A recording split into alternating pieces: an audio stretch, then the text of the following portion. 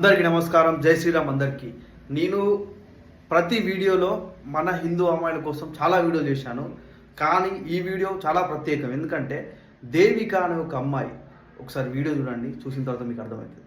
और जो वो आदमी है जिसने मेरे से शादी कर रखी है उसका नाम आरिफ खान है। उसकी जो घर वाली है पहली उसका नाम शबनम खान है। उसके जो लड़का है उसने मेरे को मारा है बड़ा वाला अयान खान है। उससे छोटा है फरहान खान है। उससे छोटा आइल है। దేవిక అనే ఒక అమ్మాయి, ఆరిఫ్ ఖాన్ అనే ఒక ముస్లిం.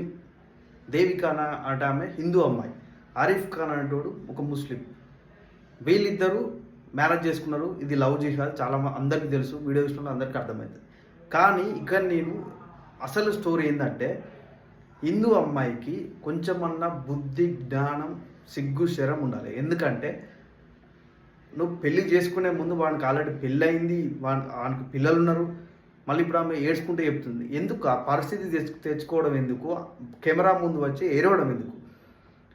వందల వీడియోలు హిందూ అమ్మాయిల కోసం ఇంత రిస్క్ చేసుకొని, మా లైఫ్ రిస్క్ చేసుకొని చేస్తుంటే అమ్మాయిలు మాత్రం ట్రాప్లలో పడి జీవితాలు నాశనం చేసుకొని తర్వాత బుద్ధి వచ్చిందని వీడియో తీసి పెడుతున్నారు.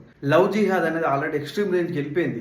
దయచేసి వాళ్ళ ట్రాప్లో పడద్దు, మీ జీవితాలు నాశనం చేసుకోవద్దు. పెళ్ళి అయిన వాడిని పెళ్లి చేసుకోవడం ఏంది, వాళ్ళు మీ జీవితాలు ఇలా నాశనం చేసుకోవడం ఎందుకు?